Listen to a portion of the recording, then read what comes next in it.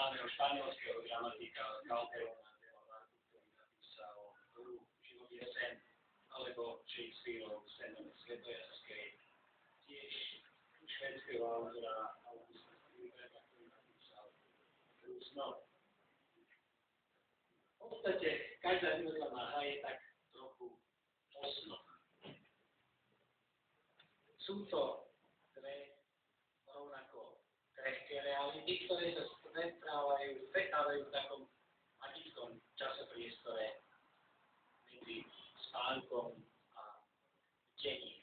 A možno zrovna táto noc bude takou nocou, v ktorom sa aj niekomu z nás splní ten sen. A ak sa sen nesplní, tak aspoň sa o nich niečo viac dozvieme. Život je zaujímavý práve pre tú možnosť uskutočniť si nejaký sen. Láska, to je aj možnosť podeliť sa o svoju. Nejaký sen nie je pri veľký. Nikto, kto sníva, nie je pri malý. Nie je potrebné ľutovať tých, ktorých sny sa neplnia, ale tých, ktorí žiadne nemajú. Sen je ako mikroskop, cez ktorý vidíme naskryté záknutia našej duše. Sny sú dnešnými odpovediami na zajtrajšie otázky. Minulú noc sa mi snívalo, že som bol motýl. A teraz neviem, či som človekom, ktorému sa snívalo, že je motýl. Alebo motýl, ktorému sa teraz sníva, že je človekom. Je krásne mať sny, ešte krajšie je vlastne prežiť. Dnes vstupujeme do sveta, ktorý je celý náš. Chceš realizovať svoje sny? Je to jednoduché. Prebuď sa. V našich snoch nikdy nie sme posledne zjavní.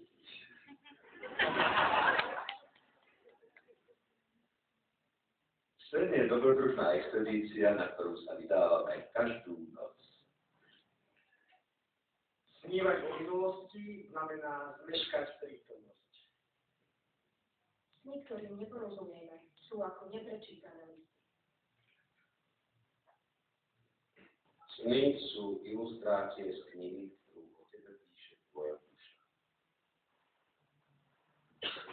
Svoje o snoch vedel aj Shakespeare.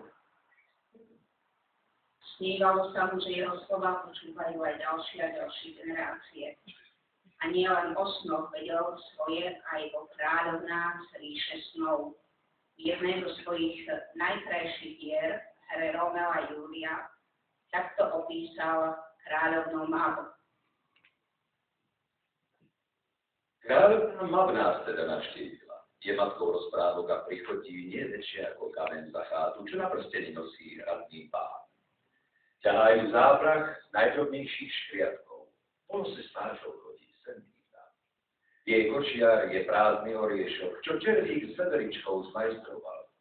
V tom kočiari Mab prejde každú noc tvár milencov. Tí hneď snia o láske. Kolená s voranom snia o poklonách. Dlaň fiškáľom, tí hneď snia o úpadkoch. Pery dámam, sniť budú o boskoch a zase zaspia. A tá istá Mab rozčechrá v noci hrabým radíkom. Kráľovná Mab.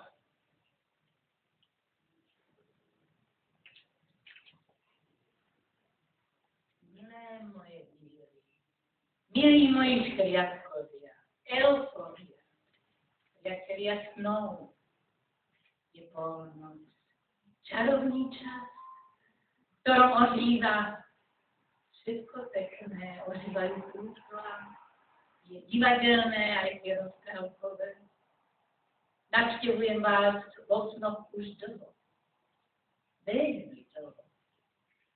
A jedno viem, divadlo a sny sú pominuteľné. pretrvávajú len vo vašich spomienkach a vo vašich srdciach. V tom sa skrýva ich krása aj smutok. V tom sa podobajú na život samotný. Shakespeare mi raz povedal, sme z takej lásky, ako naše sny. Preto sa nebojte snívať. Aj tie najodvážnejšie sny sa môžu splniť. Verte svojim snom. To vám želám ja. Kráľovná Amma. A možno sa vám prisním aj na budúce. Možno aj na budúce.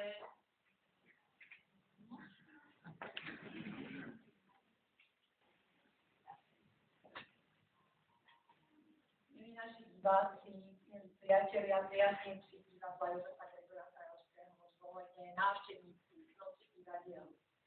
Ja verím, že ste prvú polovicu dnešnej Noci divadiel veľmi príjemne a aj veselo presnívali spolu s hercami divadla Jozefa Gregora Tajovského vo Zvolenie.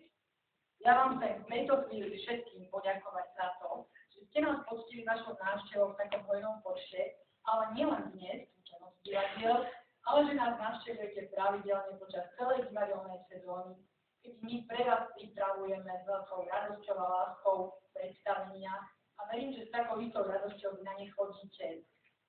Verím, že sa teda budeme tu stretávať pravidelne nielen v Noc divadiel, ale počas celej divadelnej sezóny. Na druhú polovicu dnešnej noci vám chcem zapriať len tie najkrajšie a najpríjemnejšie sny. Teším sa teda na stretnutia v našom divadle na mnohých predstaveniach a podujatiach. A na záver, nech žije divadlo, nech žijú jeho diváci. Nech žije divadlo.